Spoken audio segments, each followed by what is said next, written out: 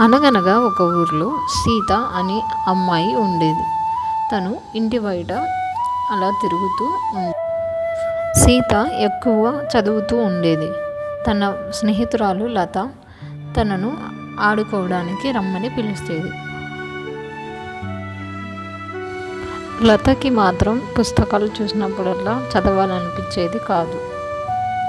అలా చూస్తూ మళ్ళీ ఆడుకోవడానికి బయటికి వెళ్ళేది. బయటికి వెళ్ళి లత పిల్లలతో బాగా ఆడుకునేది. చదువుకోకుండా బాగా పిల్లలతో ఆడుకునేది. కానీ సీత మాత్రం పుస్తకాలు ముందు వేసుకొని మంచిగా చదువుకునేది. బాగా చదువుకొని పరీక్ష సమయం రానే వచ్చింది. లత మరియు సీత ఒకే పరీక్ష గదిలో పడ్డారు. అక్కడికి వెళ్ళి కూర్చున్నారు. సీత మాత్రం బాగా పరీక్ష రాసింది.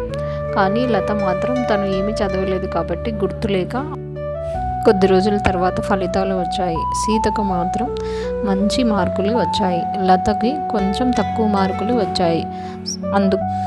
తరువాత లత కూడా మంచిగా చదువుకోవడం మొదలుపెట్టింది.